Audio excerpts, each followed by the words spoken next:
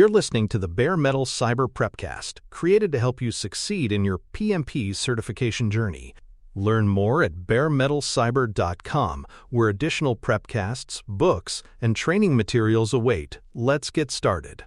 Estimating in Agile exists to align expectations, help sequence work by value and risk, and produce responsible forecasts that guide decisions rather than bind them. Emphasize that estimation is a planning signal, not a firm commitment. Its purpose is to surface conversations about trade-offs and to reveal uncertainty so leaders can choose priorities with eyes open. When you explain this in an exam or a meeting, stress that estimates speed decisions and enable earlier learning, not guarantee dates. Because estimation is a signal, candidates should avoid treating point totals as promises. Tests often probe this confusion by using scenarios that penalize converting points directly into fixed deadlines. Teach estimation as a collaborative input to negotiation. It clarifies what might block delivery and how much uncertainty a piece of work contains. The practical benefit is faster, evidence-based trade-offs that prioritize learning and value while preserving the team's ability to adapt when reality shifts. Use estimation to reveal hidden risk and to enable earlier validation. When an item looks large or uncertain, the estimate prompts a spike or focused discovery so the team can convert unknowns into learned facts. That learning reduces the chance of expensive rework and helps sequence risky work earlier. Frame estimation as a tool that turns guesses into testable hypotheses and schedules into ranges, which better reflect the reality of complex delivery than single-point predictions. Relative sizing starts by comparing items against a known reference rather than sizing in absolute hours. This is faster and more robust early in discovery. Use simple techniques like t-shirt sizes, Fibonacci sequence points, or bucket sorting to place items relative to each other, and always pick a reference item that everyone understands. Relative sizing capitalizes on pattern recognition. People judge comparatively more reliably than they estimate absolute durations, so comparisons yield quicker consensus and more consistent planning inputs. Keep items similarly shaped to make relative sizing meaningful. Compare apples to apples, not apples to skyscrapers. When a user story or task is much larger than the typical card, resist the urge to guess its size. Split it into smaller vertical slices that produce usable increments. Record the rationale for sizing decisions so later debates focus on new evidence rather than rehashing old assumptions, and revisit sizes when discovery or test results change your knowledge about complexity. Relative sizing patterns benefit from short recorded notes. Why was this item judged medium? What dependencies were visible, and what unknowns remain? That rationale prevents repeated re-estimation fights and helps the team calibrate over time. The key is speed, and usefulness sizing helps plan and prioritize, so keep it light, collective, and transparent, rather than a heavy forecasting ritual that delays progress and fosters false precision. Planning poker is a group estimation technique that reduces anchoring and captures diverse perspectives. Each participant silently selects a value, reveals simultaneously, discusses large deltas focusing on assumptions and acceptance criteria, then revotes until estimates stabilize. The process privileges quick, focused discussion about uncertainty rather than long, forensic analysis that stalls work. Stop when votes converge. The goal is a defensible planning input, not an exact science. Avoid looping forever in search of a perfect number. During planning, poker emphasizes assumptions and risk drivers rather than debating decimal nuances. Ask why someone chose a higher or lower number, and let that surface unknowns to be addressed as spikes or acceptance clarifications. Beware anti-patterns, anchoring on the first number, senior bias where high-status voices dominate, and naive averaging of disparate votes that obscures real disagreement.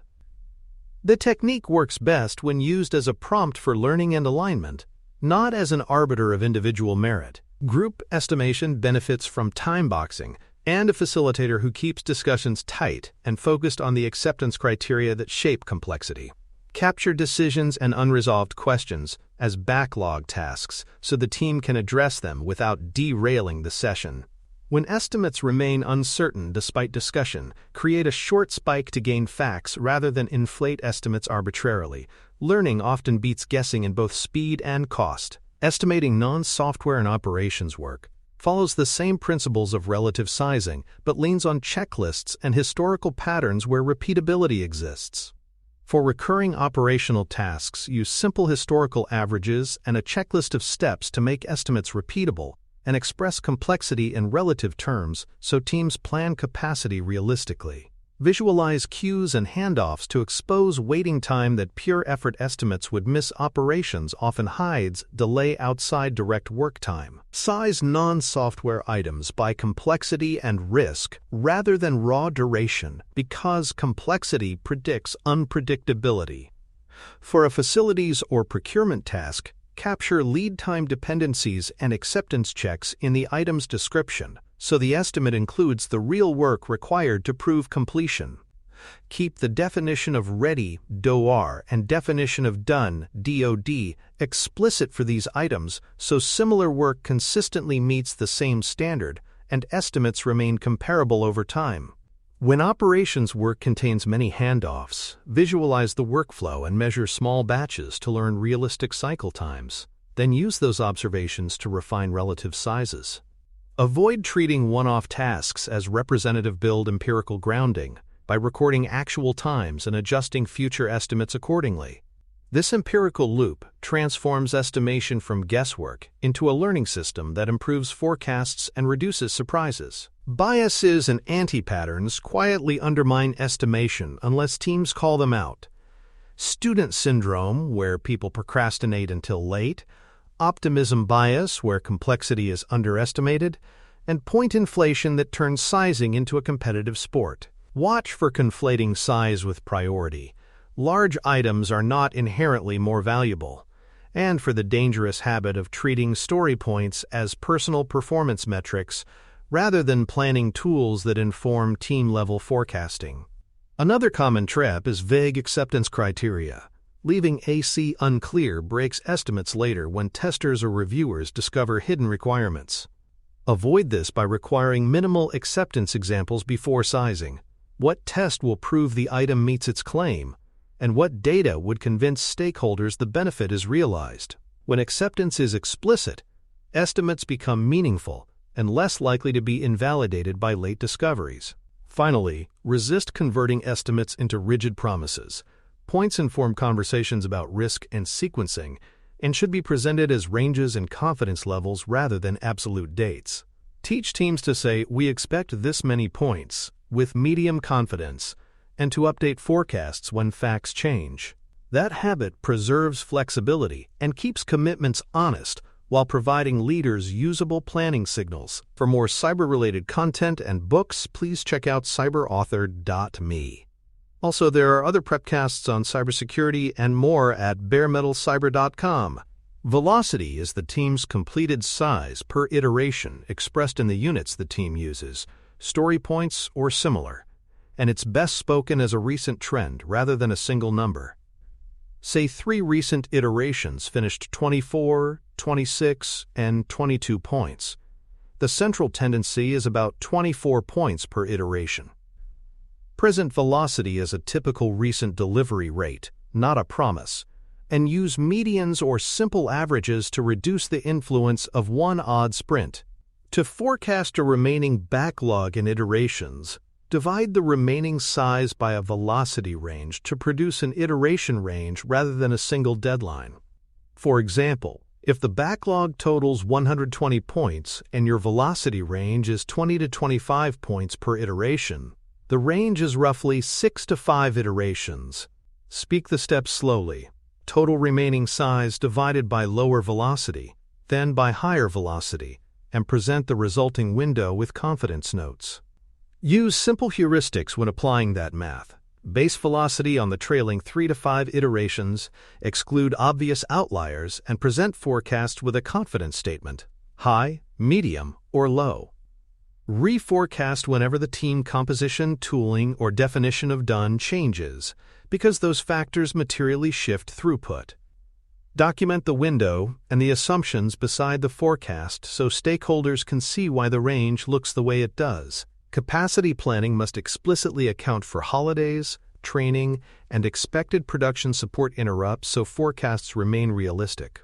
If engineers will dedicate 20% of their time to support this month, reduce expected velocity accordingly before dividing backlog size. State these capacity assumptions next to the forecast and update them when events change.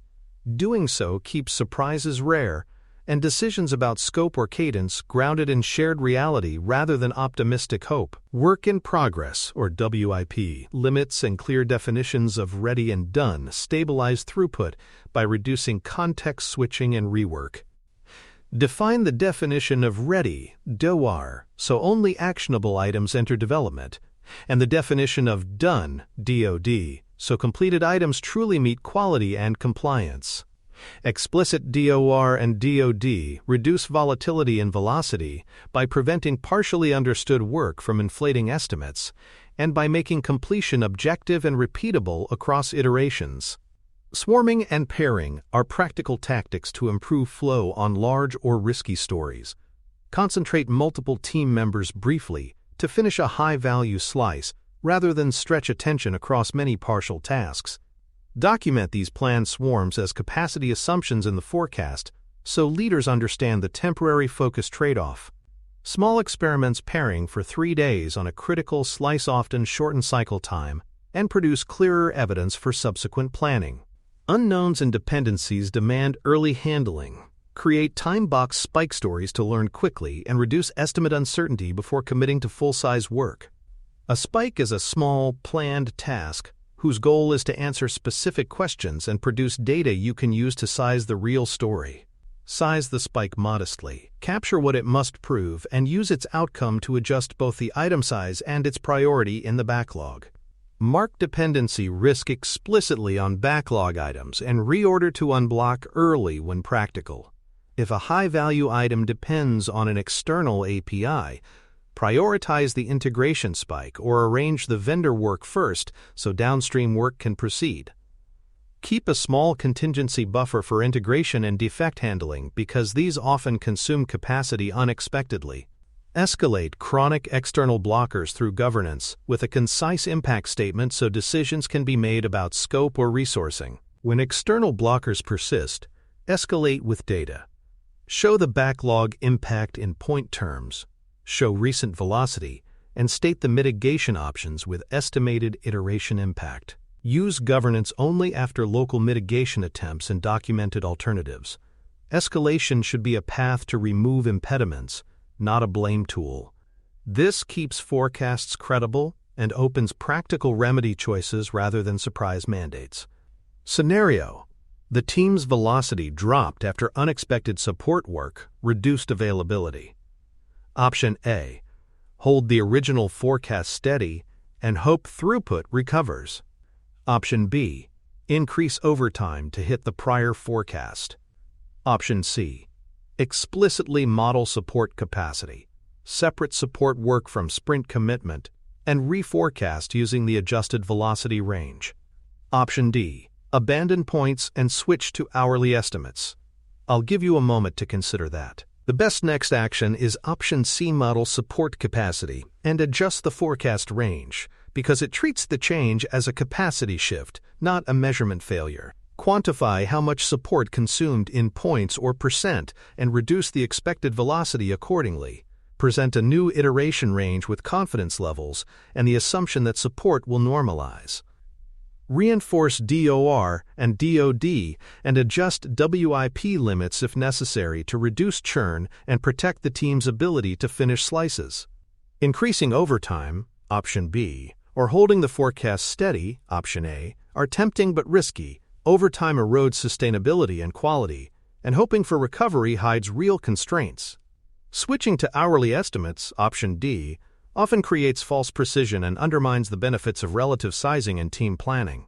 Model capacity explicitly, communicate assumptions, and use the revised forecast to drive clear trade-off discussions with stakeholders. Common pitfalls include treating points as promises, ignoring capacity changes like planned leaves or recurring support, and forecasting single dates instead of ranges.